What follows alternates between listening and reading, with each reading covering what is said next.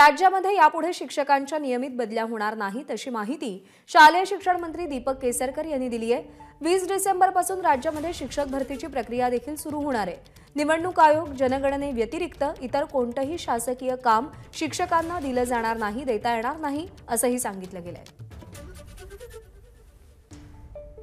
आपल्यासोबत राज्याचे शिक्षण मंत्री दीपक केसरकर सर आहेत। सर, शिक्षण भरतीचा एक मोठा विषय सध्या राज्यामध्ये आहे, कारण की टेटची एक्झाम 22-23 ला पण घेतली, अजूनही त्या शिक्षकांची नियुक्ती झाली नाही।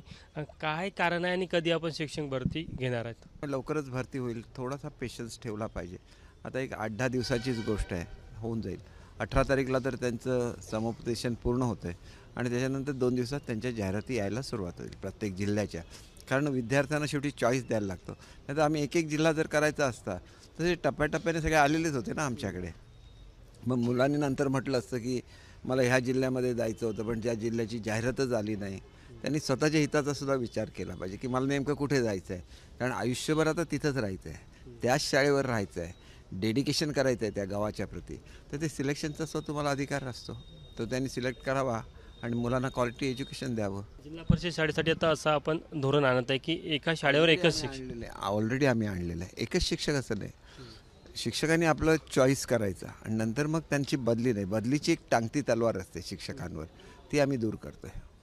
आणखी एक महत्त्वाचा विषय की शिक्षकांना शिक्षण व्यतिरिक्त इतरत्र कामाचा खूप जास्त ताण आहे आणि शिक्षकांनी मोर्चा देखील काढलेला होता। हे आम्ही सर्क्युलर काढलेलं आहे की आमच्या सचिवांना विचारल्याशिवाय कुठलंही काम देता येणार नाही। निवडणूक आयोग आणि सेन्सस ही कामं कोणालाच चुकत नाहीत। Any department, it is compulsory for everybody, they cannot deny केलं तर तुमच्यावर कारवाई होते।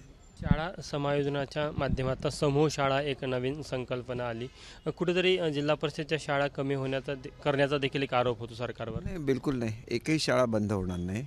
आणि मी तुम्हाला एक गॅरंटी देतो, मी शिक्षण मंत्री आहे, एक मुलगा जर एखाद्या लांबच्या वाडीमध्ये असेल, मी त्याच्यासाठी स्पेशल शिक्षक पाठवून त्याला घरी शिकवण्याची व्यवस्था करेन। एकाही मुलाला वंचित व्हायला देणार नाही, परंतु इश्यूज तयार करायचे नसतात। प्रत्येक ज्या मुलाला ह्याच्यामध्ये जायचं असेल समूह शाळेमध्ये, त्याच्यासाठी आम्ही ट्रॅव्हलिंगची व्यवस्था करणार। धन्यवाद सर। तर हे होते शिक्षण मंत्री दीपक केसरकर। कॅमेरामॅन व्यंकटेश नायडूसह तुषार कोहळे, ABP माझा, नागपूर।